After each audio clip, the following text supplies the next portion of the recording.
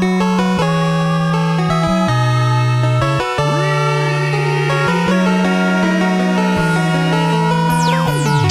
what's going on, guys? CJR here today with another unboxing video. I just received my Borderlands 2 PlayStation Vita Slim. I believe they're calling it the 2000. I'm trying to look for the model number here. I believe it's the Vita 2000 is what they're going with for the naming. Anyways, $199. It's a redesigned. It's got an LCD instead of the OLED. I'm aware that I'm probably going to be taking a bit of a hit in the visuals department. The OLED screen is known to be really nice, rich colors. It's beautiful, to be honest. Same resolution as far as I know, but just the LCD, from what I've heard, is a bit brighter. I've actually heard pretty good things that the LCD actually still looks really good, just a little different. Better battery life and the form factor. I was able to get my hands on one of these, on a Japanese one, about a month ago, and that was the main reason that convinced me to get the newer version. I won't say upgraded version, but the new one here has 1 GB of onboard memory, which really helps. Comes with an 8 gig card and a download code for Borderlands 2, which I'm pretty pumped to play Borderlands 2 on the go. I put 5 or 6 hours into it on the PC. As of this time, I haven't seen any reviews on the Borderlands 2 version, on the PS2, or sorry, the Vita version. I read some previews and watched some videos, and it was kind of mixed results. So it's definitely a dumbed down or a downgrade, obviously, to the PC, but also the PS3 and 360. So with that being said, it's still, I think, a really cool game to have on the go. So without further ado, I'll open this up for you guys to see. Alright, so here's a close-up of the packaging for the new Vita Slim. Smaller box than the original version, that's for sure. I believe this is just a slipcover. We'll go ahead and open this. I've already pre-cut it here, so I don't have to awkwardly... I'm slowly getting better at these unboxing videos. So it slides out, just the generic box on the inside, nothing special. Kind of a little disappointed that there wasn't at least some branding on there. First up here looks like the 8 GB memory card. Instruction manual for the memory card and the code for Borderlands 2. It's unfortunate it's not a physical copy. I'd much rather have a physical copy so it doesn't eat up my memory card space. Quick side note, actually, I ordered I'm going to show it off in my upcoming pickup video, and I'll leave a link, but I was able to order a 64 gig memory card for $100, so I will leave a link once I show that off to where I got that. So pretty pumped for that.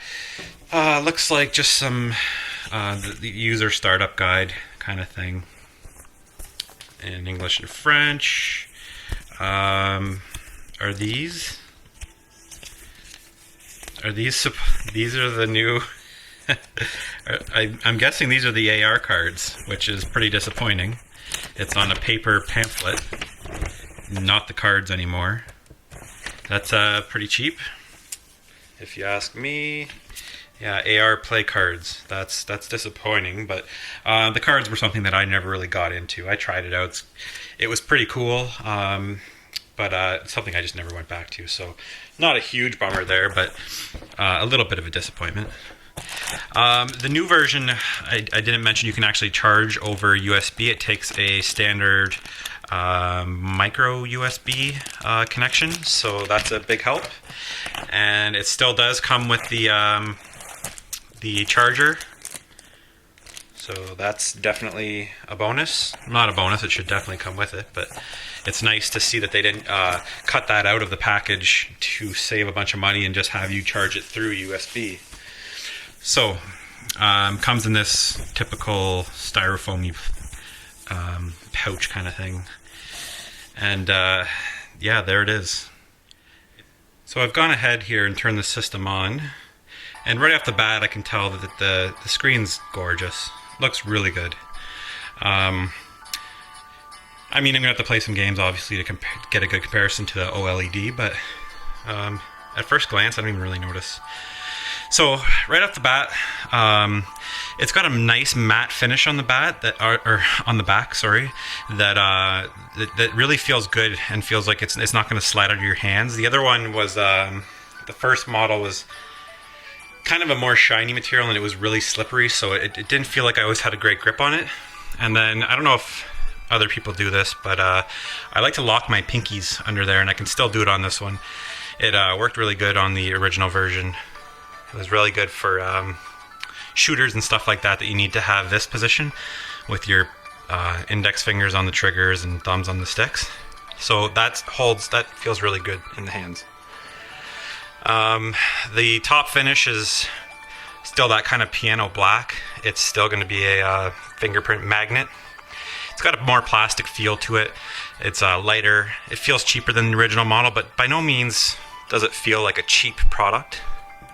It feels really nice in the hands. The weight's really nice. D-pad's the same. Buttons are the same as far as I know. Camera's been moved down to the right. You've got your micro USB port down there, headphone jack, memory card slot, and as I said, there's 8 gigabytes of onboard memory. Your volume up top, and power, and then the card slot, and then of course you've got the back. Touchscreen has been shrunk a bit. The pads are now larger, which is actually quite nice. You won't accidentally hit the back as much as you would on the previous model. And then of course the camera there. Triggers actually feel a little bit better. They were a little bit loose and kind of flimsy feeling on the original model. So yeah, overall, I really, really like the way that this feels in your hands. I'm not going to say that this is better than the OLED, because technically, on the technical side, it's not. I mean, the 1 gig onboard memory is really nice. So there's advantages and disadvantages to both models. So, but anyways, guys, that is the end of my PS Vita Slim unboxing. As always, like, comment, subscribe, and I'll see you guys later.